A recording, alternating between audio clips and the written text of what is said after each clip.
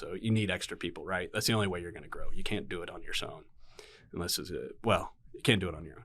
So I got the right people in, and usually what I tell them is like, look, I've done everything I'm going to teach you and you'll learn. I have done, and I have messed it up dozens of times. So don't be afraid to mess it up, right? Let's, as Donnie says, let's break it. Let's figure out where the problems are. Let's, just blow it up and figure out, okay, now we know how to, where that little monkey wrench gets thrown into the system. Okay, well, how do we fix that? Right. So I don't want people to hide their mistakes. Tell me what you made a mistake on. I'll tell you I've done it 10 times easily. So I'm not going to be mad at you. Just tell us, let's not try and hide it from a client. Let's just get it fixed. Let's do the right thing. Sometimes it costs us money. Sometimes it doesn't. But what it does get us is those clients coming back because they can see the quality, right? There's nothing hidden. There's nothing that's a lower grade than what we promised. Welcome to Winning Strategies Playbook, the podcast where we welcome business leaders, CEOs, and industry experts to discuss the rise to the top, building wealth, and real estate insights. Here's your host, Jeremy Spann. Welcome to Winning Strategies Playbook. For more information on this show, go to our website, myexperiencedrealtor.com. That's experience with an ED. And you can click on podcasts and scroll down to this episode and all the other different episodes and whatever platform you want to watch it or listen, either way. And if you are looking to buy and sell real estate anywhere on the planet, then go to that Trust a Find It Professional and we'll get you set up there. But today, we're not here to talk about real estate. Today, we are here to have a conversation with my good friend, fellow Marine, Richard Price. How you doing, Richard? Doing good, sir. What's up, Bubba? Good? Nice seeing you again. Yeah, it's good seeing you. Good seeing you. It seems like every time you see my phone number, you're like, God, you want something. Well, like I said the other day when you called, you're the most serial entrepreneur I know. So I'm going to start every one of these off with a dumb joke. You ready? All right. I'm afraid for the calendar. Why is that? Its days are numbered. I figured kind of funny in Marines, they teach us to go kill a bad guy that, hey. So I just thought you'd get that, you get a little chuckle out of that. Yeah, no, I like it. Yeah. I'm a what is the word for, can I say? Sucker for dad jokes. You're a sucker for dad jokes. Aren't they all good though? I don't know, man. I've had some that people were like, you should probably cut that out of your episode. It was that bad. So Richard and I, for the audience's sake, have known each other over a decade. We were introduced by another fellow Marine, and we were talking before we came in here, is that was over 10 years ago when I had just first opened my restaurant over in Arlington. Yeah, time flies. It does go by fast, doesn't it? And I was only 3 years in business by then. So. Yeah, and now you're 13 years in business. Yeah, lucky number 13, right? Lucky number 13. Made it past the 10. That's the big number. Hey, that is the big number, right? And we're going to come back and talk about your business. But one of the things we like to do is talk about how somebody got to where they're at. Because, this has been easy being a business owner, right? Oh, yeah. Yeah, no road rash. No, you don't haven't run any challenges or anything else like that, have you? No. I don't know why more people aren't. So it's been really interesting is, here lately, a couple of fellow Marines, we started a couple of different companies that all are getting business off of each other, right? But this is the first time that they've been in business for themselves, right? And especially those that have been like career Marine Corps, career government work or whatnot that's relied on a paycheck every other week for their entire life. And then it's like, well, why is this like this? Or why is it like today has been a slew, as you saw when you rolled up. I've been putting out fires and managing chaos because not everything quite goes as smooth and things happen. And of course, I've built enough companies now, and not just good ones, but I've built bad ones and lost them as well. Is that for me, I'm just like, hey, this is what happens when you start a business, right? You're going to run into bottlenecked areas. You're going to find out where things weren't working. And as you and I know, technology's always going to be our friend and work when we need it to, right? Yes. There's nothing wrong with technology. Not at all. Sadly, it does exactly what we tell it to do. So that's the only problem. And with coaching these guys through this is I've been like, look, the reason you seem frustrated is because anything that doesn't go according to plan always chooses the most inconvenient time to not go the way that it should. I mean, it doesn't wait. Like, for example, today we're in mid-October, beautiful weather outside. If your HVAC went out on your house, no harm, no foul, leave the windows open, right? But that's not when your HVAC is going to go out. It's going to go out in the middle of summer when you're a mile from the sun and 110% swamp-ass humidity here in Texas, and it's going to take someone 2 weeks to get out there because they're so backlogged, right? Right. And that's if they got a unit. Yeah, that's if they got one. So that's how business usually works, is it's not convenient, right? And that's why I think a lot of people choose to leave being in business for themselves to go back to just a regular paycheck, right? I know that's not likely to happen for me because I have absolutely established myself to be as unemployable as you can possibly be. Like, I would not want to hire me, right? I'm a pain in the ass, right? Yeah. And I'm great at delegating. I'm great at building things and finding the right people to go run them, but not the greatest in details myself. Right, right. Yeah. Well, there's a difference between that mindset of being an employee and being an employer. You know, tell me about that idea of being an employee.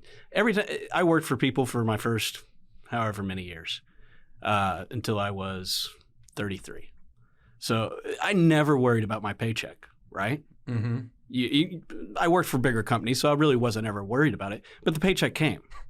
I could do good work. I could do bad work. I could do mediocre work. Whatever. The paycheck still came. You know, being an employer, running your own business. You worry about that.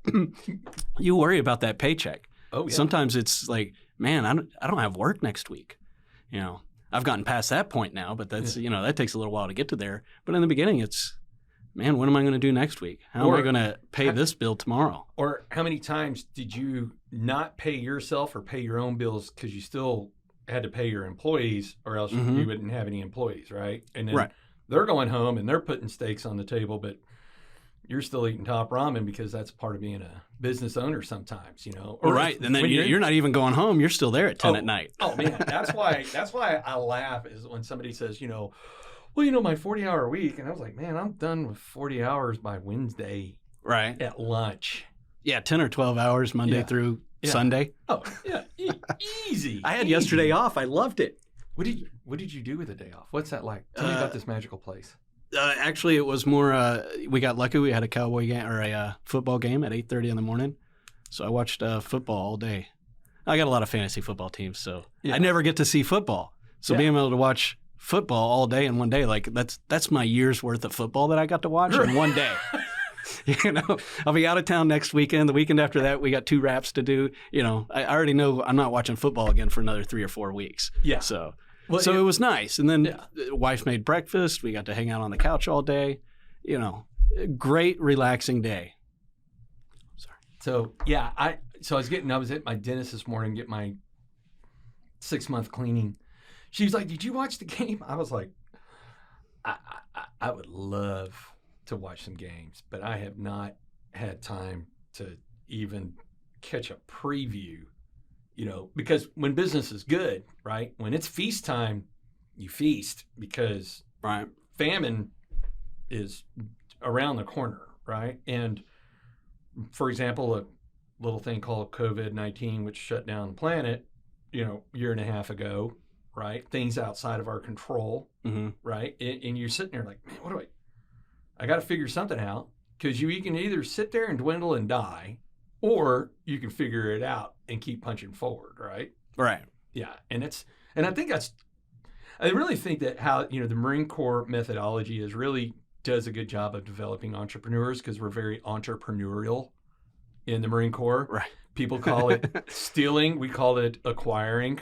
There's only one thief in the Marine Corps. Everybody else is just trying to get their shit back. So that's 100. That is the best way I've ever heard that put. You're really good. You're totally on point with that. So let's go back in time. Where are you from? Where did you go in the Marines? Why did you go in the Marines? How old were you when you went in the Marines? And let's start the journey. So I'll put it this way. So I didn't even realize this until actually I was about to get married to my wife, that both my grandparents on my dad's side and my mom's side both met in the military. So I come from, my parents weren't in the military, but my grandparents were. My mom's parents met in the Navy, both serving in the Navy, and my dad's parents met in the Air Force. Dad was actually my grandfather was actually at Pearl Harbor. So they met there. He met his wife as she was a driver for Audie Murphy when he was back here in Dallas. So, oh wow, a couple of things I wish I would have known when my grandfather was still alive about some of these things. I could have asked him. But so in high school, I was in ROTC, went to A&M in the Corps, come out of that and join. I was in all of ROTC was Army. I was on the Army side, always Army. Hey, look at those jarheads over there, dumb as rocks, right? Yeah, they'll do whatever you tell them, but and when it came all down to it, walking up the stairs to go to a recruiter's office, the Marine Corps stairs were right there. I actually had a friend of mine who out of high school joined the Marine Corps, came back, was a recruiter. So me and a buddy walked into his office. Hey, we're here to join. He's joking around with us. Whatever. Y'all want lunch? I'll take you out to lunch. We'll just rack it up as a recruiter thing. No, we're here to join. So we join everything, go through the Marine Corps, had a lot of fun with that, was a tracker, so yas. And coming back from that, it was at A&M was architecture. So I went reserves, smarter decision than the active duty. Because they tell you can always switch from reserve to active. You can't switch from active to reserve. Yeah. All right, well, let's see how it is. Let's start on the reserve side. Well, I ended up staying there, but so I was architecture at A&M, got a job in construction, 10 years of construction, and that market just fell out in 2008. Yeah. So I had briefly been unemployed before that. Being a home builder, you switch from builder to builder. I stayed with the same one for a long time due to going to Iraq and coming back, bad neighborhood, whatever, and I'm going to move on. Spent 10 months unemployed when I thought I could move on easily. Finally got into commercial construction. Great. One of the top builders in the DFW area for walls and ceilings. Great gig. 2008, all we started doing was just, you got businesses closing left and right. Those are the housing market going down, everything. So all we were doing is just turning big floors back into white boxes, because there wasn't nobody was building new offices, and then they come in and like, oh, so-and-so company just moved out of this. Well, we don't like how this is. We don't like how that is, and then they'll go get a different office. So we had these office companies, big high-rise buildings all around DFW area, like just knock down all the walls, just turn it back into a white box. Yeah. They can do whatever they want with it. Great, because then we get to come in and put all the walls back in, right? Right. Well, once we did all that, still nobody's buying offices. So it was basically me and about 10 other people. Hey, y'all are the new guys. We got to cut back. And that was the last time I'd left my livelihood in anybody else's hands. Shortest straw, huh? Yeah. So, and I was dead up new guy. So even after being there a year and a half, I was still dead up new guy. So it worked out. My parents had a printing business since '86. I had already done 10 months of unemployment, and when you do that, you go through all your savings. At one point you're paying credit card bills with your unemployment check, paying all your other bills with your credit card, and you just watch that number go down and down and down. And it was kind of one of those things of, hey, we want to start doing wraps. We have some of the equipment. At that point, there wasn't a lot of people doing the installs. It's a technical skill. It takes a little bit of learning. Right, wraps. Tell us a little bit more about that. So vehicle wraps are a great way to get your information out there. Thousands of views just driving around during the day. Any plumber you see going down that has a big faucet on the thing that says Joe's Plumbing, that's most likely a wrap. But what that does is that attracts the attention. It gives you the a white van in a neighborhood isn't selling anybody. A wrapped van in the neighborhood. Everybody's taking their kids off the streets. Yeah, right. Where did my kid just get all this candy from? Yeah. So a white van doesn't do any selling for you. But a wrap van will be your best salesman. Yeah. the neighbor across the street sees you. Hey, I've got a little bit of HVAC problems on my house. Was that a good guy? Oh, great guy. Here's his number. Easy, right? Yeah. And you didn't even talk to that person. So that driving around, it's parked outside of a restaurant. When you go in and eat, somebody's talking about something, comes out like, oh, hey, there's, it's divine intervention. There's a plumbing truck right here, and we wanted a new bath, right? So you take a quick picture. There it is. You got a free phone call out of just going to dinner. So the nice thing about that. So my parents had a printing business. They started in '86. It was typesetting back there, and you used to have to type in the font size, the font name, put in all the type. You can't even see it. It's just the green screen. Remember the old VGA? Prints out a whole bunch of words. You got to cut them, wax paper, put them down. Then you put them into, go into a dark room, take the picture of them, and then that's your ad for the newspaper you turn in. We've progressed quite far from there. So, but we also saw the writing on the wall. Printing's going away. You start having these online trade companies. We all know them. I won't tell them their names. They don't need free advertising, but they just started, lowballing the market, and then because of quantity, right? We're small business-to-business people. A lot of our business also was churches. Well, what happened to copy machines? They went from $10,000 to, well, they're still more than 10, but in price of nowadays dollars, it's nothing. You can get used copy machines on the pennies. So we used to spend all day Friday running church flyers and stuff, right? So all of this printing's going away that you used to have years in and years out, and it's continuous.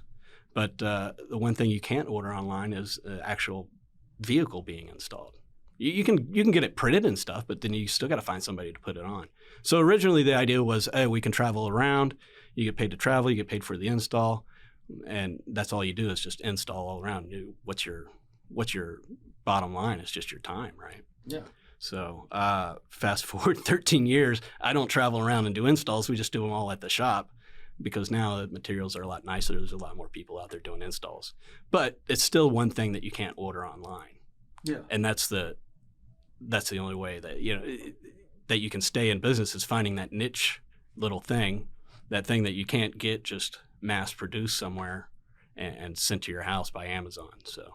And you're still doing other print stuff. Oh, yeah. We still do signs. We still do printing and stuff. I mean, we've had clients since '86. Yeah. So, we still do all of that. We still do promotional products and trade show stuff. There's a whole slew of stuff with it. Once I have your graphics, I can do lots of stuff with it. I can put it on the side of buildings. I can, make tents out of it. We can do, billboards. We can do, backdrops. There's a lot you can do. Shirts, all kinds of stuff. And it's like all together. When Kazmaier and I started Stacks, back in August. Yeah, perfect example. Hey, man, need some business cards, need some pamphlets. We did a tablecloth. We did the backdrop for the trade show, shirts, business cards. Absolutely. Yeah, it's we got flyers going for you now. I mean, there's a whole slew of things once we have your graphics. Oh yeah, and then just like even last week, right, is why have a good idea when you can copy somebody else's, right? And one of the actually, it's really funny is the pad that you're sitting there taking notes on. The end. Oh, that's the end. Yeah. So anyhow, I saw how they wrote a thank you card, and I was like, that is really badass. Yeah. And then that's when I started taking screenshots. I was like, hey, can you do this? And you're like, let me guess, you need it yesterday. And I was like, well, technically just Wednesday by noon because I'm going back to Colorado and I need to have it because I want to write it. But it was really funny is. So we have, my real estate fund, we invest a lot in off-campus housing. And these parents are paying a premium to be in our properties, right? And so that's why I just thought it was kind of cool. Penny for your thoughts, but then they open it, it's like, but you probably expected more, so here's more, So give it a little bit of history and stuff like that and just the little tiny things and like the little insert card that, people throw thank you cards and stuff away, but having that little insert card where they could go, oh, well, these are the list of numbers, so it's easy to save. Informative, right? Yeah. It's easy save, right? So it's that little value thing. And then sometimes, because I'd be amiss if I didn't bring this one up, is every once in a while, just you miss shit. kind of like when the Commandant of the Marine Corps is coming to your Cowtown Warriors Ball. And the flyer says Lieutenant General Neller. Oh. You remember this? Yeah. What was that, 3 years ago now? Yeah, it was like, we had Perry. So that was 4 years ago. That was a quick, hey, we need to rerun this. Nobody will catch it, right? No, we have to rerun it. Yeah. Oh, yeah. And it was kind of funny because Wagner had taken a photo of it and put it in our group thread like, hey, I guess Price demoted the Commandant. And then we had the running joke is like, our birthday, our Cowtown Warrior Ball, it's really just a party to raise a bunch of money for wounded vets, is so awesome that you're going to get demoted by the time you leave because you're going to have that good of a time. But it's funny because I bring that up to razz you a little bit, but on the other side of it, I bring it up is because when you're a smaller company, you can be agile. And then here it was, we didn't learn that till hours before the event, right? And inside of hours, you were on it. And then I'll never forget, like we were putting the pamphlets on the table as people were coming in, right? Oh, yeah. No, I was all ready for the event, like walking in carrying a box of flyers, like, people are checking in. And I'm like, yeah, it's me. I'm going in right now. Yeah, I'm going to go put these on the 400 seats that we have in here. Yeah. But that's what was really cool about watching something like that, though, is because, look, things are going to happen in business. Like if you fully expect that things won't go wrong, then there's something inherently wrong with you, right? And I was even talking about this on Ursul's episode is, with these other Marines that we built several different businesses with, right? And one of the things, my common theme with them is every day when I wake up with the acknowledgement that today is when the gravy train might end, right? Because we have no control of a lot of things, right? And if it ends today, what do we do, right? Mm-hmm. But you can't live in fear of that. You just have to go, hey, it could all end today. You don't live and die by that. You just acknowledge it like the elephant in the room to go, yep, today everything could end. And you march on with your day. Yeah, and so I explained to like Ricky and Kaz and James, I said, look, there are things that are outside of our control. And I'm pretty sure March of 2020 showed us that. Right? Yeah, easily. That you don't focus on the things that you cannot control.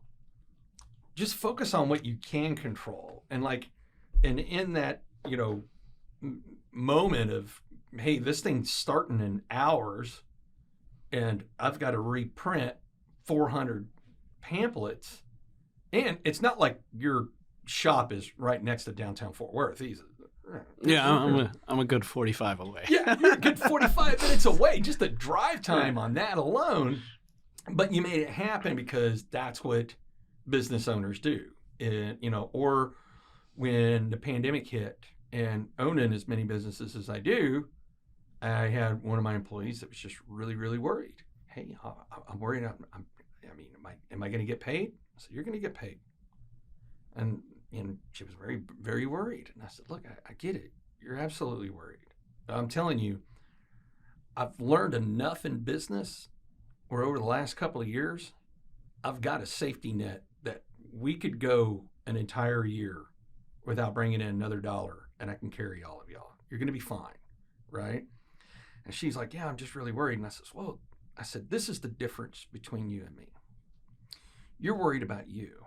I'm worried about, and I think it was over 30, almost 40 different people that are relying on employees me, of yours, right? Correct. Yeah, for all the different businesses. So I've got to worry about 40 people. You're worried about one. I got to worry about 40. And that's when she was like, I don't want your job. Right. And I was like, yeah, it comes with a little, but the stresses are there, but the rewards are often there, right? Right. Well, and I think that's what the Marine Corps did great for us, is that get it donetivity. Like, okay, well, now this is a problem. How do we solve the problem? Not a, oh my God, this is the end of the world. Throw my hands up and quit. I've called the wife before and said I'm doing that, and she says, no, you're not. And I'm like, okay, then I'll be home late. Yeah. So, but yeah, just get it done, right? Yeah. That's the biggest thing. Or just like what you just said too is, how many times in business when people go, oh man, you're a business owner, you never quit. No, never do. You never think about it. Nope.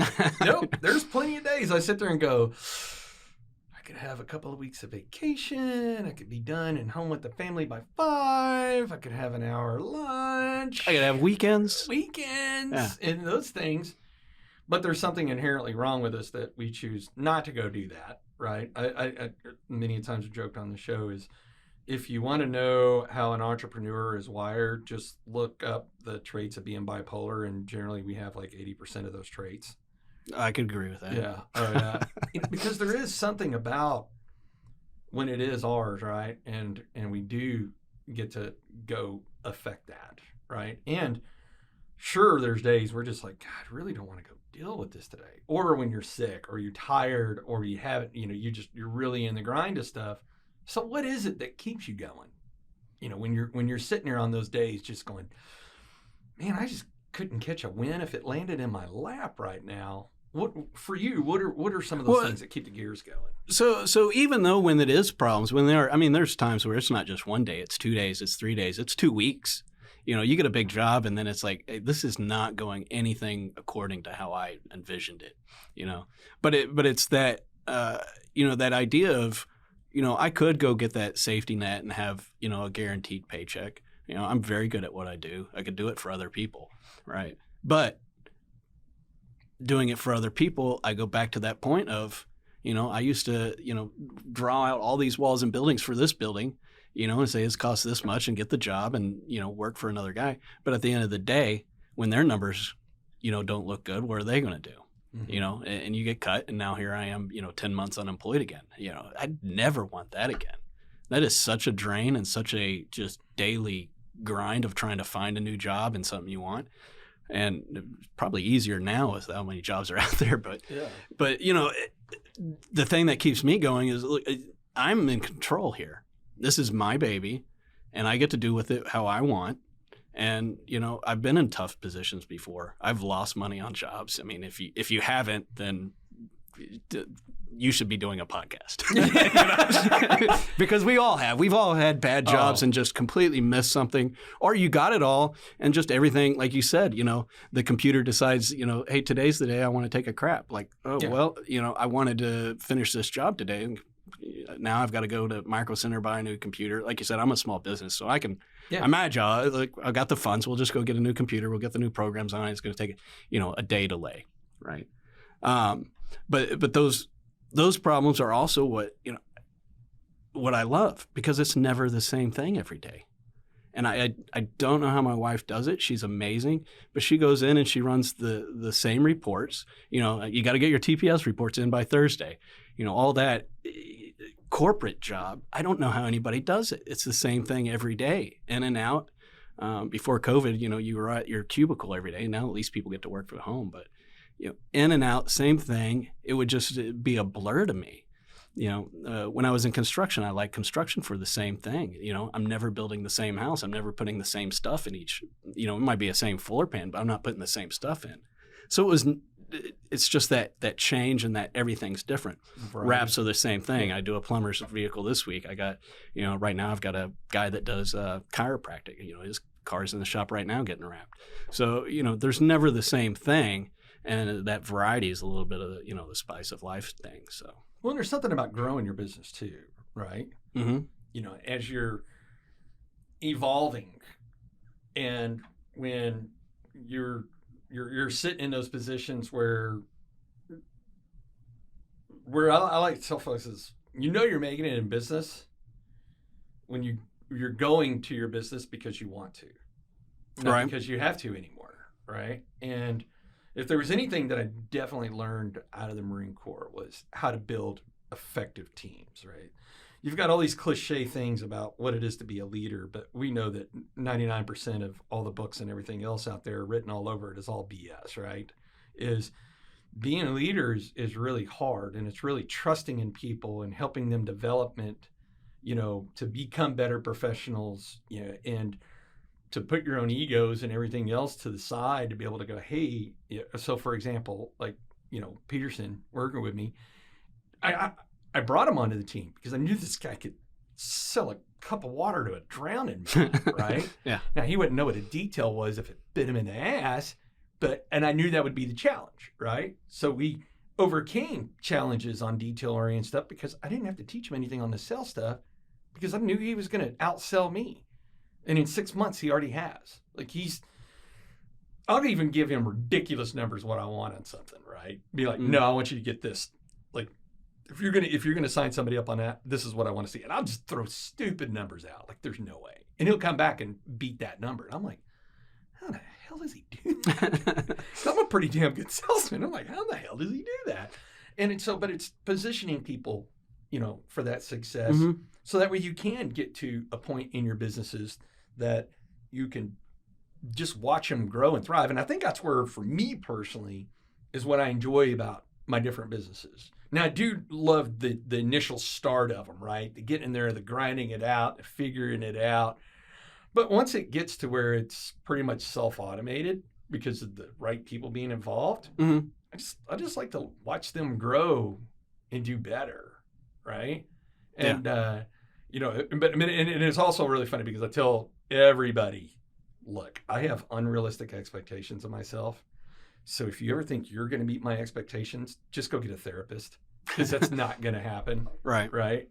No matter how hard you murder yourself, it's just not going to happen. But I want us to always push to be better because you can. And that's kind of my mentality. I always move the goalposts, right? I always strive to be better because eventually I want to either sell all these or watch them run themselves where I don't have to do anything anymore except go enjoy life. Right. Well, at least I say that. Everybody keeps saying I'm a liar. You'll start something else. I mean, that's the you rumor. say that. You'd sell them all and then have 5 more next week. So Yeah. No, I agree with it. The nice thing is, and I'm probably a little behind on doing it. I probably should have started it 4 or 5 years ago. But is getting the right people in place and then having them basically make you not need it, right? Yeah. That's where you want to be. Like 100%. I want to show up at, I want to show up at 9 and leave at 3. I want those banker's hours, right? Yeah. I want to come in, solve some problems, deal with some clients, talk to some people, make sure everything's going all right, and then, go home and enjoy the family. But to get to that point, you got to get those people. And I've probably over the last 4 years, I've got about 5 people that work for me now. But it took me a while to get some of the right 5. And honestly, I don't think they're all the right 5. Yeah. So, but, I do have some that are amazing. And if they asked for a huge raise tomorrow, I would pay them because I don't want them to leave. And they're that good. And I give people raises. If you make me money, I want to make you money. I want to pay you for it, right? So we're working on getting that. But it took me 10 years to learn every single facet of my business, mainly because in the beginning I wasn't as busy. So it was just me. It took, the work I had filled up my whole day. And now I've got so much work that, I don't have enough bandwidth to fit all this in. So you need extra people, right? That's the only way you're going to grow. You can't do it on your own unless you can't do it on your own. So I got the right people in. And usually what I tell them is like, look, I've done everything I'm going to teach you and you'll learn. I have done, and I have messed it up dozens of times. So don't be afraid to mess it up, right? Let's, as Donnie says, let's break it. Let's figure out where the problems are. Let's, just blow it up and figure out, okay, now we know how to, where that little monkey wrench gets thrown into the system. Okay, well, how do we fix that? Right. So I don't want people to hide their mistakes. Tell me what you made a mistake on. I'll tell you I've done it 10 times easily. So I'm not going to be mad at you. Just tell us, let's not try and hide it from a client. Let's just get it fixed. Let's do the right thing. Sometimes it costs us money. Sometimes it doesn't. But what it does get us is those clients coming back because they can see the quality, right? There's nothing hidden. There's nothing that's a lower grade than what we promised. Well, there's that trust factor, right? Like, yeah. I mean, when I was making all these so I just closed on a ton of properties, right? And these are investment properties, and I'm getting TVs and mattresses and all this other furniture and everything else. And I'm on Facebook, hey, who's got a hookup for this or that? Mm-hmm. And then it was really funny as I went on and I said, hey, who does, because sometimes my brain's going so fast that I haven't stopped long enough. So I was like, hey, who does stationery? And then literally as soon as I hit send on it, I was like, wait a minute. Price does it. So then I started taking screenshots immediately. Actually, it's really funny. If you look at the time my text was, it was timed literally 60 seconds after I sent that post, right? Oh, okay. Yeah, so I put it on Facebook because I had just been posting for days like, hey, who's got this, got this? And I was like, oh, yeah, Price does this. So I'll ping Price. And you're like, yeah, man, we'll get you squared away, blah, blah, blah. And I was like, awesome. And it was an easy button for me because I was like, okay, once he knows what I want, I don't have to chase him down. I don't have to follow up or go, oh, I don't like this or like that or this or that or anything else. I'm just able to go, cool, that's off my plate. So that way I can focus on other things that I need to do. And I showed up with a hard copy sample for you today. Which was, by the way, I think it looks really, really good. It looks really, really good. It's a good really idea, cool. Yeah. It's a good idea. And I'm glad, like you said earlier, you're like, well, we steal ideas from other people. Well, hopefully I don't have to come up with them all on my own, right? So. Well, and it's kind of funny is, and what gave me the idea is, I've got stationery for my different businesses, but I was like, man, there's a lot of students who have parents that are, because we're in the middle of leasing season right now where they're signing leases and making their security deposits, but they don't move in until June 1st, right? Okay. When the old students move out and new students come in. And I was sitting there like, man, these parents are really trusting us with, their kids, and they're spending a good chunk of money to live in our properties. I need to, there's something about a handwritten card that you get in the mail, even if it's not long, just says, hey, you were on my mind. Thanks a lot. Or, hey, thanks for your trust in this, right? Just even if it's just, you can't even read it, right? Yeah. And that's why I was like, and again, it was just that card was right there in that other drawer. I was looking for something the other day, which is maybe run into it. So that connected with my brain to go, oh yeah, this would be a really cool idea, because these are also TCU parents, so they're, I thought, hey, you get something that says, hey, a penny for your thoughts with a penny on it, and you open it up and it goes, but at our rate, you probably expect a lot more, so here's a little bit more. Yeah. And I just thought, it's just something to give that extra little brand to you of like, hey, you're not just out here trying to make money, you're out here like taking the time out of your day to handwrite, hey, thanks a lot for sending a security deposit, thanks a lot for trusting your kids to live in our properties. Yeah. And I was able to get that perspective because I have a sophomore in college, her second sophomore year in college. Had some learning opportunities last year, but she's on track, doing well now. And, which was very quick to remind me of like, hey, so what, I repeated sophomore year, you dropped out of high school. And I'm like, yeah, great point. So thanks. But I am writing the check. So, yeah. But yeah, and that's why all these little things that come out is like I said, that trust factor, right? That person has it. You've got this. Excellent. I don't worry about it, right? We charge on, move on to the next. Mm-hmm. And that's all I want to do is surround myself with people that I trust that do things, right? And like you said, it's like, hey, look, you're gonna screw up, right? What the word experience should be in Webster's dictionary is how much shit you fucked up to learn not to do that again. Yeah, right. And I always do it a couple extra times just to make sure, all the variables were right. Yeah, no, I do it that way. It's going to get fucked up. like, oh no, man, I burned that one down to the ground. Yeah. It was, but it is fun being a business owner though, right? Because of those moments of success, which I'm wondering if you would agree with me on this, is those moments of success aren't quite what I think a lot of people might think they are. And I'll give you an example. You're still in business 18 months after a global pandemic. How many people are not?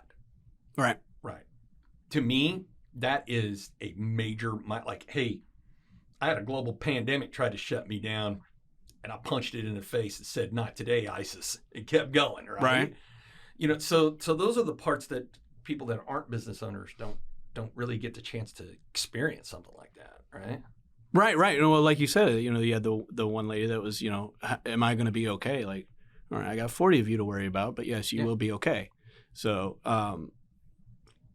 I lost all track of where I was going with that. Yeah. So yeah. Yeah, and it's and I demonstrated it, right? Mm-hmm. To where now it was really funny is everything that's a blessing is a curse and everything that's a curse is a blessing.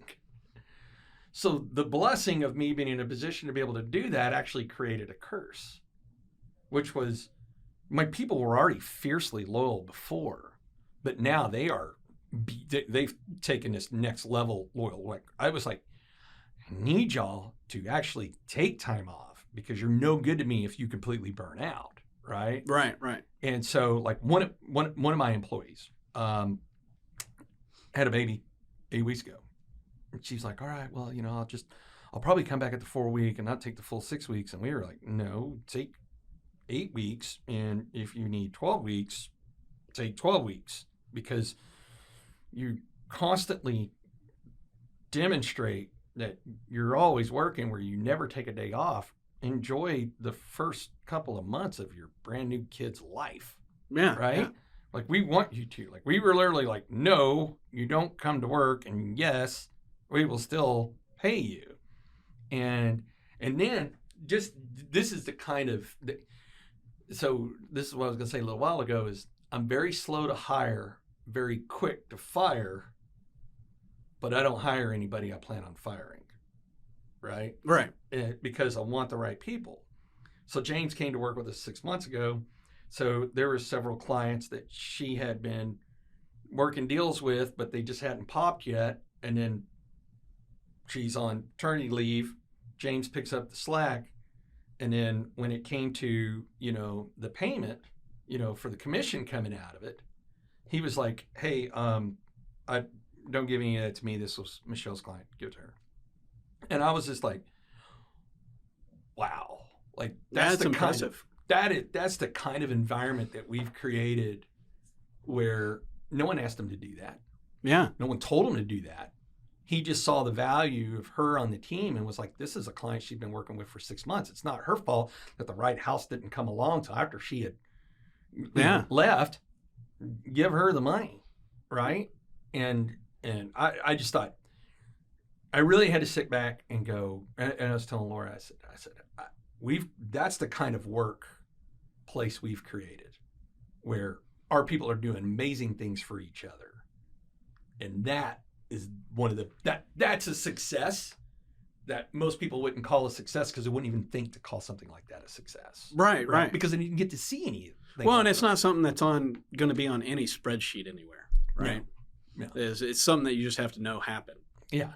So, yeah. but there you got two people. She'll never walk away under any normal circumstance. She's not going to leave to go somewhere else because of a raise that she can get over there, which is about the only way you can get a raise in the corporate world now is just change companies, right? Yeah. But if you get people that know what they're doing and they're good at it, you don't want them to do that. It was funny. It's like my old executive coach, Tony Ford, told me, he goes, when you look up like most people's exit interviews is pay being the reason they left was like down like number 7 and lower. Oh, really? Yeah. I would have thought it would have been higher. Yeah. For many people. Environment, the culture. Yeah. Okay. Now maybe that you it's mentioned benefits. That, yeah. Maybe the paycheck was really the lower reasons of why they left. Is it a contributing reason? Absolutely, but it was not the primary reason. I mean, people will work and not get higher pay if everything else is right, and I'm not saying we should not pay people what they're worth. I mean, I go out of my way to do that, right? Like James trusted me when he came onto the team, and I said, look, it's going to take you about 4 months before your first deals come through, and then when they do, you'll make more money than you ever knew what to do with. And so like last week, he's like, man, I've made more money in the last 6 weeks than I've ever made in an entire year of any job I ever had. Oh, awesome. And I was like, yeah, it's good for you, man. You've earned it. You're working your tail off. Yeah. And so, but he had that trust in us that we were like, hey, listen, we're going to develop you. We're going to position you to be successful. That way, all you got to do is just go be successful. You don't have to worry about all the other BS. Yeah. And that's a lot of fun to watch too. Well, let's them do what they're good at, right? Yeah. instead of, I need you back here filling out reports and blah, blah, blah, blah, blah, whatever. So the times I worked in corporate, I was in construction, but, they'd have I built up in Frisco, Plano, Allen area. Yeah. And they'd have a problem with one person down in Mansfield. What does Mansfield have to do with North Dallas? Yeah. Absolutely nothing. But now we all got to change how we do things because this guy skipped the line. Now we all got to get back in line and do everything and put all this stuff up. And it was just busy work. Yeah. And then they see a production decline after they implement all this stuff. Well, what's going on? Why are you're all not working? I was like, no, you have me doing busy work. Yeah. Let me do what I did. We didn't have, as a whole division up here, we didn't have this problem y'all are trying to fix. Talk about that. So you hit something that is a favorite topic of mine, is the difference between busy work and productive work.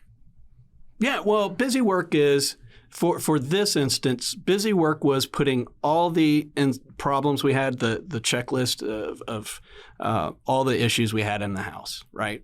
Well, the owner was saying, the production manager's got to go by and check. Well, they didn't have time to stop by and walk every house with us. I don't have time to walk every house I was building at the time, right? I had 30 minutes per house.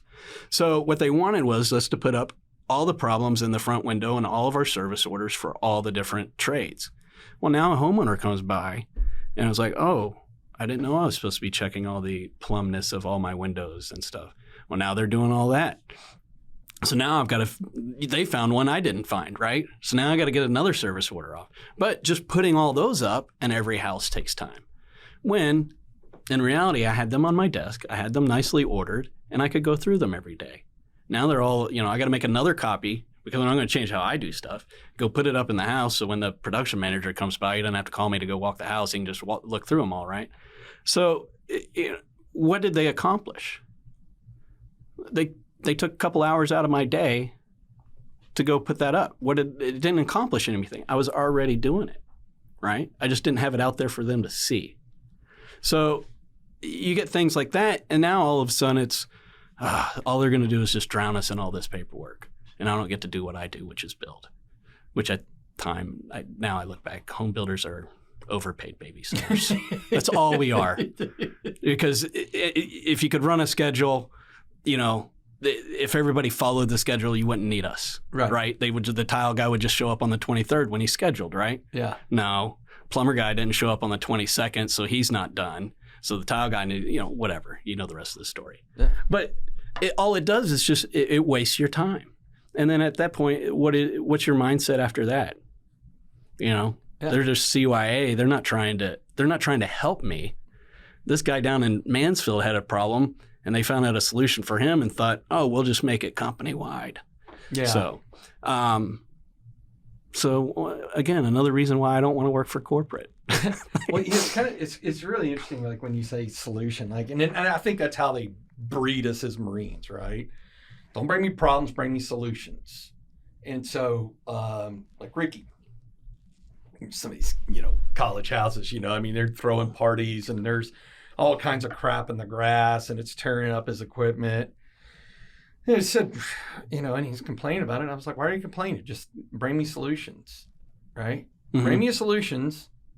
I prefer more than one, that way, because I like choices. Right. But bring me solutions. We'll look at it. We'll evaluate it. And if it looks like it pencils, we'll do it. Yeah.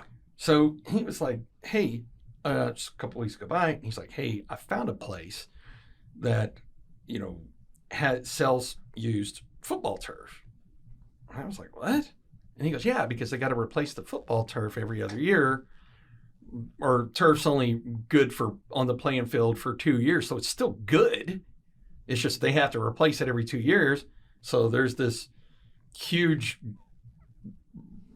acreage down in Middle Othnian or wherever the hell it was that he took me to, where I'm pretty sure I was hearing banjos and whatnot when we were down there. And it was just rows of just rolls and not terribly expensive, not as expensive as it being brand new. And he's like, we can get this at a pretty good price and we can roll it out.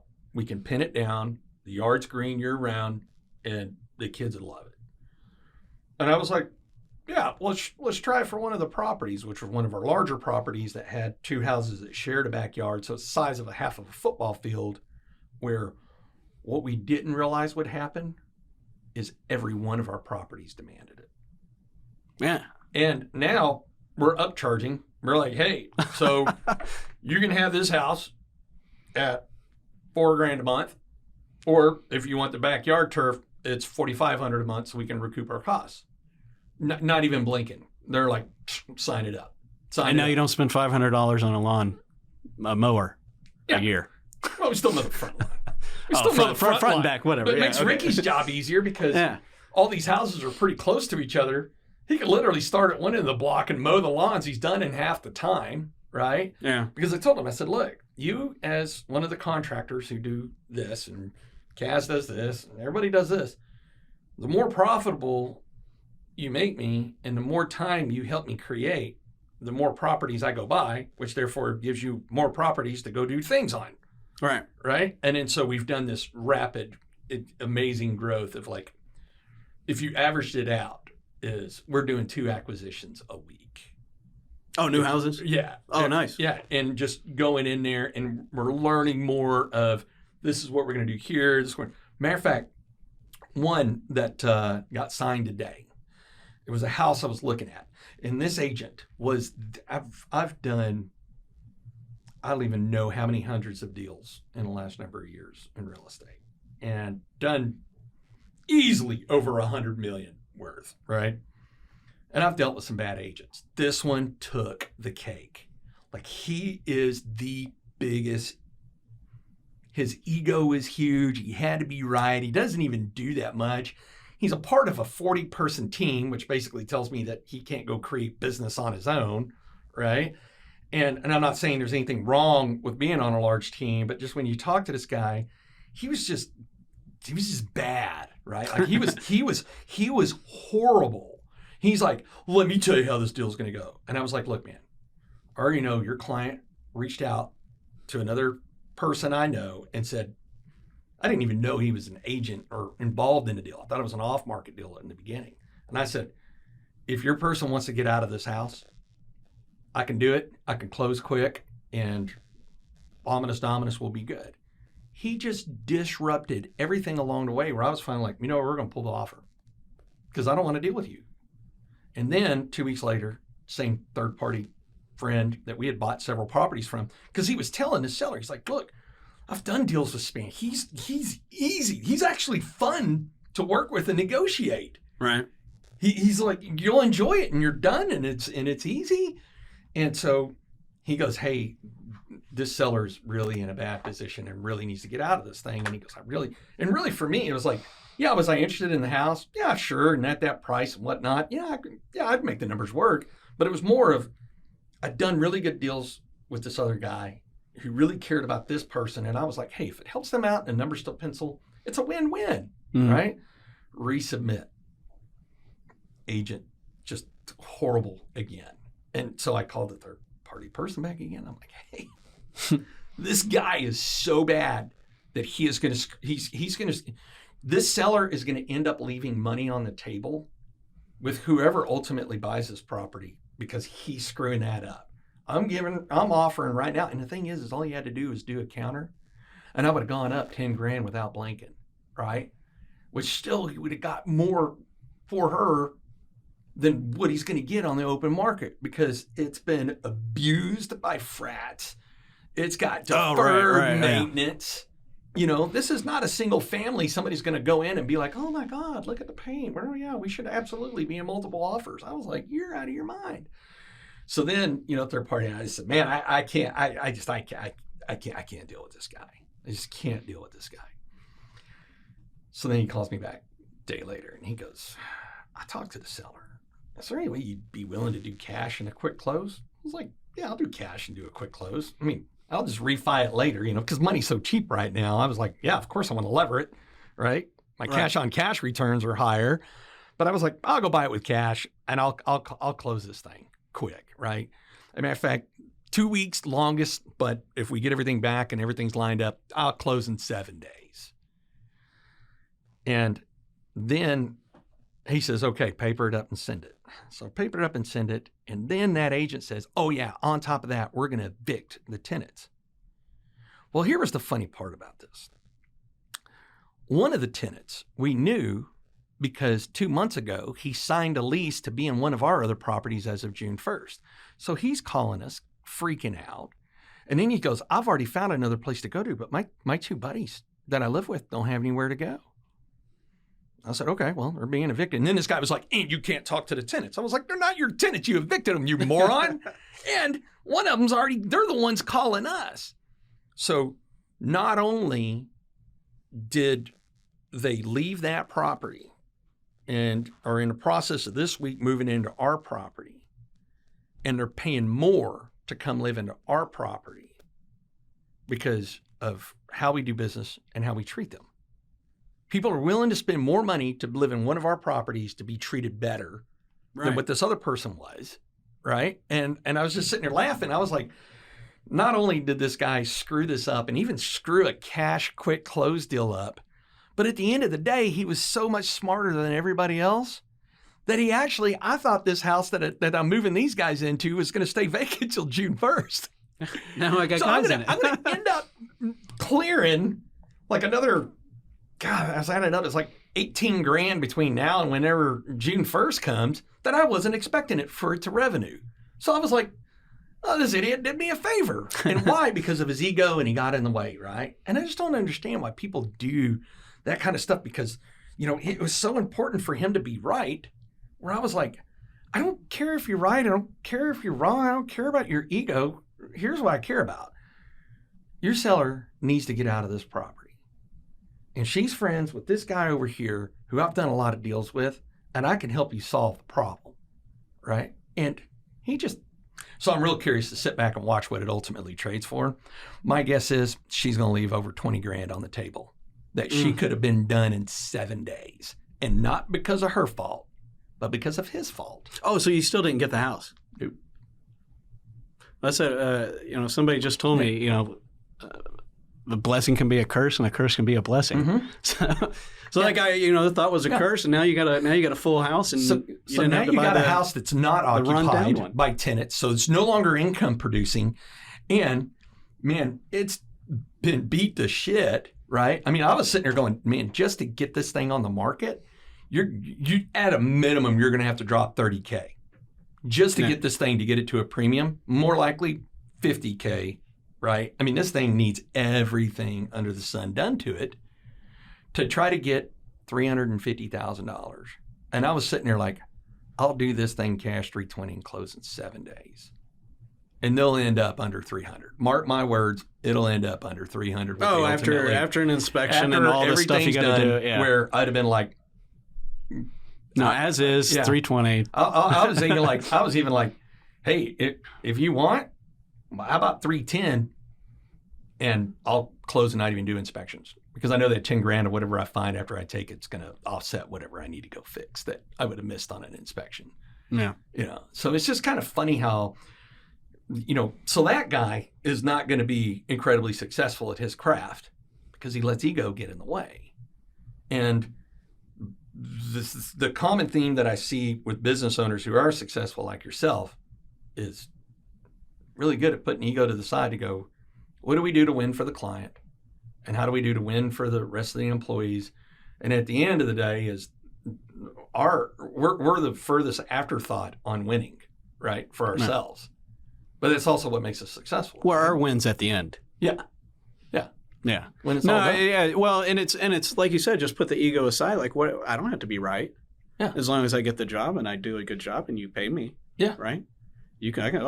I'll put whatever design you want on the wrap. I do it all the time. I design it and they're like, oh, I don't like this, move that. And like, well, it fits really nice, but not my wrap. So here you go. I moved it. Here's how you want. Sometimes I try and talk them out of it. Like, well, I kind of like it like this. It moves the eye. I give all the, the stuff I learned in graphic design and stuff. But, and then sometimes they're like, oh, okay, I get it now. Like, nah, you're right. It does flow nice that way or something. And sometimes they're like, no, I want it done my way. All right. You're writing the check. Yeah. I'll do it your way. It doesn't matter to me. Yeah. Like you said, and that guy, he had to be right. Well, all right, you're right, but you're broke. Yeah. like, Yeah, like- what good does that do? Yeah. Like you get to tell a story to all the other people living in boxes under the bridge. Right. I was never wrong. How'd you end up here? Yeah. Good for you. Because you were right all this time? Well, it's like going back to this agent, right? Like, dude, you would have gotten paid in 7 days. Yeah. And done with it. And done. You could have gone and been a jerk on another property. Yeah, it really does crack me up. But that, I do believe that's why, that's the separation between those that are successful and those that are not. They might have the illusion they're successful, but if their ego's is in the driver's seat, they're not successful. They're paying for it somewhere catastrophically. They're the $30,000 millionaires. That's it. That's it right there. Oh yeah. Driving a really nice car, living in a 1-bedroom apartment with just a mattress on the floor. Yeah. Good But for you look them. good driving around. Yeah, you look good driving around. Good for you. And I'm just like, hey, whatever. And then it was kind of funny because like James was asking me, he says, well, what do you want to do now? I said, my guess is that thing's probably going to sit on the market, or it's going to trade for significantly less than what we would have given them. Out of our control. I don't focus on things I can't be in control of, right? So let them. I mean, look, I was trying to do somebody a favor that also would have benefited us and would have benefited them. It's out of my control. They're the ultimate choosers, right? Mm-hmm. I'm not going to lose any sleep. And guess what? It's still on the market in 90 days. They really won't like my offer. Right. But they'll take it because after you've been on the market, and if your house is still not sold. Oh, in this market? In this market after 90 days, okay, you're doing something very wrong. Either you're overpriced it, or the condition of it, or a combination of the two. Or the wrong agent. Or the wrong agent. But it does, and it was funny because like James asked me, he's like, how do you not get angry about this stuff? And I said, why? Why do I get angry at this idiot, right? Like he has showcased himself to be the biggest moron in this industry. Maybe that's what he wants. He wants the blue ribbon for being the biggest dumbass. He wins, okay, good for him. Yeah. I don't care, right? Because the good thing is when you have a real estate fund, I buy things because I want them, not because I need them or I have to buy them, right? Which gives me a lot of leverage and a lot of discretion, which was really funny because another house that is no kidding, at the other end of the block, we're closing on in 2 weeks. And she, the owner of that one, is an agent as well. And she owned this investment property. Mm-hmm. Incredibly, night and day difference, right? Oh, how easy it is. Oh, man. Just as easy and as smooth as it could go, where she was like, what else do we need to do? And I was like, those are the best jobs. Yeah, yeah. I love the smooth ones. Yeah. And it was funny because she had actually sold that house to the other one? Yeah. Originally? And then she was just like, yeah, she's got a really bad agent. And I was just like, yeah. I said, that happens. And I was like, but, it is what it is. It's not going to stop me in my business model, what I'm going to go do forward. That's the guy that cost it himself. I don't know if he's got a family or married or whatnot, but could have provided more for his family in a shorter amount of time. And he would have done service to his client by yielding her more money. But anyhow, I'm not sure what got me to go off on that, tangent. But yeah, I think it's because I do find it hilarious when somebody pretends to be a business owner or independent contractor or whatnot, and their Facebook looks really good, but their bank account does not match. Right. Right. And you're just like, hey, it's not that hard. Matter of fact, you can be successful in business by sucking less than everybody else that's in your industry. Mm-hmm. Right? Yeah. We're in DFW. Right. There is enough work to go around. I have no competitors. No. Because we couldn't do it all. Yeah. There's enough work. There's a waiting list. I'm sometimes 3 weeks out on the install schedule. Yeah. But I still have people like, okay, well, put me down. Middle of November? All right. My car won't be wrapped till middle of November. But it's because of the quality, and then we know we've been doing it since '86. Yeah. So they know, okay, well, the guy's just busy. Yeah. We have I don't want to have open weeks next week. Yeah. I have more anxiety about not having anything scheduled next week than I do about having more work to do than I can possibly get done this month. Well, it's kind of funny too. So I was on a Zoom with the parents of 2 of these tenants that are leaving that property to come to ours, who were incredibly grateful. Like, man, our kids were stressing out. They didn't know where they were going to go. Not only are they going there till June, but they signed a lease that will keep them there an additional year after that. All right. Right? And you basically get a tenant for 4 years then, right? Yeah, our average tenant signed 2 years without even blinking, because prior they had to be on campus freshman and sophomore year. So okay. But most of them will live somewhere their junior year, and then they'll hate the landlord, so they'll go somewhere else for their senior year. Most of our tenants now just stay, and they're willing to pay more. They love living in our properties. The parents love us because most of the landlords won't call their parents back. I'm like, I'm not afraid of parents. Yeah, like you said, you're the easy button. Yeah, like, hey, what do you want to talk about? That whole thing, what Yeah. I was telling my wife about it, I mean, it's amazing. You get a group of Marines together, so they know they're renting from retired cops and Marines. Yeah. So, okay, well, there's not really going to be a lot of funny business going on. Yeah. And then you, like you said, you give them that list of, hey, here's everybody that's going to come by your place, or anybody that could possibly need to come by your place that are already our, preferred vendors. Yeah. You got an issue with it? Call that guy. Yeah. If he doesn't answer, or you got any other issue, my number's at the top. Call me. Yeah. I'll get it fixed. And what does that get you? It gets you that 20, 25% more than everybody else. Right. On basically the same product. Yeah. The same widget. Yeah. It's really funny how it all kind of comes together. And I was even telling James this morning, I said, we're succeeding because we've taken the BS out of it. We don't get wrapped up around things that are, like what? Like, I even tell the parents, I'm like, to annoy me, like, you really, like, if you annoy me, you really, like, went out of your way to do it. Like, it's usually your job. Yeah. Oh, yeah. I enjoy annoying the shit out of everybody else. And it was kind of funny, as I said, there's only actually one set of tenants that we were like, thank God we only signed 1 year. And actually, out of the 5 tenants, 4 weren't the problem, just 1 was. Mm-hmm. Because he likes to go out and get drunk and leave, 17-page manifestos on a text thread about how unhappy he is living in a house, even though he signed a lease that, hey, guess what? You signed a lease that said you were responsible for pest control, not us. So quit trying to beat us up about why we're not doing pest control. It's your responsibility. I've given you also a Marine pest control guy. Here you go. Call him. And I was like, oh, yeah, by the way, if you don't want problems, empty your trash. Right?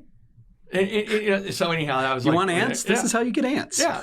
And it was kind of funny because when it came time to renewal, we were like, yeah, you guys can go find somewhere else. Actually, I invited the other 4 to stay and find another replacement. And they were like, yeah, we'd already been searching before you offered because of this guy. Yeah. And I was like, hey, I get it, man. But it's nice. That's the one nice thing about having a reputation in business is you can kind of pick some of your employees, or not employees, your clients. Yeah. And that's the nice thing right now. Like I said, I'm 3 weeks out on the schedule, and I tell people that in the beginning, like, look, I don't put anybody on the schedule until they've approved their graphics. Yeah. I'm not going to move you forward in the process until we're done with that process, right? Because that could take another week, and now I don't have time. Now I'm rushing, and that's when we mess up things, right? Yeah. So and I've told them up front, and I've had people walk away, and no, I need it done, sooner. Like, well, I'm sorry, I'm not your guy. Yeah. Right. But what did that do? Now I'm not worried and trying to rush to do his job. He's not forcing me. And then all of a sudden, this guy said he'd get it done, and then he didn't get it done, and now we're both lose-lose. Now everybody's, So it's one of those things. It goes back to some will, some won't, so what, and if you have the reputation, you can pick your clients to some point. Yeah. And as long as you just get upfront with everybody. That's the thing is, like, why do people hide stuff? I don't know. They seem like they're trying to make it easier, but what they're doing is complicating it. Because when you sweep it under the rug, eventually you got to remove the rug. And when you see all the crap that's underneath it that you swept under there for so long, all right, it's going to, and here's the thing too, is I learned this actually from a friend of mine I did my MBA with. It was a Navy vet, Johans. He said a statement once that made just so much sense to me. He said, when they show you who they are, believe them, they're not lying to you. Mm-hmm. And I was like, oh, that is powerful, right? And I was like, So if somebody shows that they're going to be a idiot, don't try to prove them wrong. They're an idiot, right? Let them be an idiot. You're not going to change them. Why spend time and energy doing that? Instead, if somebody shows me who they are, like yourself, somebody I can trust, somebody I know is going to get the job done, somebody that, like demoting a commandant to lieutenant general, will go back and fix it at cost for you, right? I mean, that was you ate that cost, right, to go do it. Well, it wasn't y'all's right. mistake, right? Yeah. And everything turned out just fine, right? And that's where I think it's just kind of funny is like people that work in corporate jobs or don't have businesses, they miss out on all this other stuff. And it's really kind of funny that's the really interesting parts of watching some of this stuff, isn't it? Yeah, well, that's what, like, it goes back to the, everything's different. Every day's different. Like, if everything ran smoothly, how boring would that be? Yeah. Like, I don't want stuff to go bad. Yeah. But for the most part, if everything runs smoothly, it's like, ho hum, all right, well, what happened today, though? Same old, same old. It was Tuesday. Yeah. So sometimes it makes it more interesting and stuff. But, for the most part, when you have the bad things, like that guy, I hope he learned something, right? Mm-hmm. Like, okay, well, maybe I don't need to be as forceful. Some people you got to be more forceful with. Some people you got to be less forceful with. Yeah. The one thing I learned all those years in construction, dealing with all the different trades, is you have to communicate differently with everybody. And so luckily that translated. Now I know how my client, I've got one guy that texts me. I have a guy that does Facebook Messenger. Most people I try and at least get to the emails because that I can track easier. Yeah. But you just got to learn what's easiest for you. I can adapt. Yeah. It's communication's the easy part, right? So it's just kind of figuring out that, he might have just got off another listing that if he wasn't the asshole, he would have lost out money for his client. Yeah. So now he's taking that knowledge and applying it to 100% of the rest of the listings, and it's wrong. Yeah. Just you got to adapt and learn and be able to read people and talk to them. He could have had an easy deal, and now he's got to fight it. At the end of the day, it's his issue, not my issue. So yeah, I'm not worried about it. So I like to end every one of these of. Let's go back to 20-year-old self. Not that 20-year-old self would listen, but if you knew 20-year-old self would listen to one thing that if you were like, do or don't do this, what's the one thing you would go back and tell 20-year-old self? If you knew 20-year-old self would listen to that, one little nugget of advice. What would I I'm very obstinate and stubborn, so 20-year-old self would not listen to me, but it's probably more man, it's kind of a tough question and a simple thing, but I think it would be more of going straight to of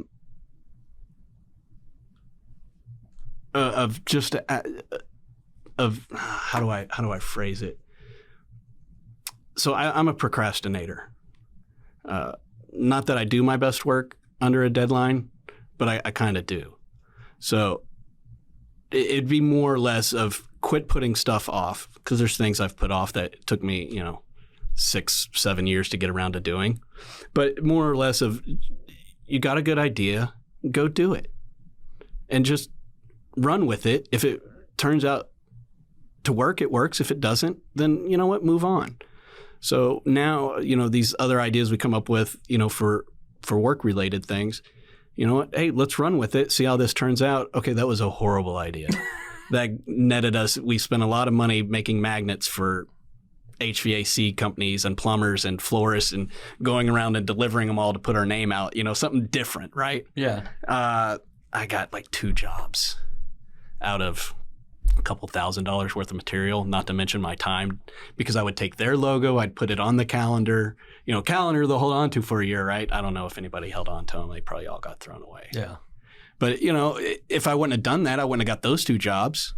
They didn't really pay for it. But, to take those ideas and run with them, or at least plan them out a little bit further than just letting them sit there and meld and rotate. You don't know if it's going to work or not unless you try it, right? Right. Yeah, just do it. So. Man, sound advice from an entrepreneur. So people here in the Dallas-Fort Worth Metroplex, they need to get a vehicle wrapped. How do they find you? Or they need printing. They need some graphic stuff done. Where do they go? How do they find you? Where? So we're in Plano's, the shop. We're off 15th and 75, a major cross street, 1804 G Avenue. But you can call us, 972-422-4092, and ptgextreme.com. There's no E in that. Something else I learned after starting a business, don't misspell your name. It's all extreme. We just want the X, right? Yeah, we're so extreme we don't even have an E. Yeah, everybody misspells the company name looking for me. So that's funny. But it's one of those things of you learn things afterwards. But now I can't change it. We could, whatever. But now I like it. So. Right. But we're in Plano. Give us a call. Call me. We'll work something out. I'm a fair guy. I like it. So just in case you're driving and you're listening to the show and you missed it, you can always go to our website, myexperiencedrealtor.com. Click on the podcast button, scroll down to Richard Price, and you'll be able to find all that contact information. And of course, as usual, if you're looking to buy and sell real estate anywhere on the planet, click that Find a Trusted Professional. We'll get you squared away. Thanks for coming, Richard.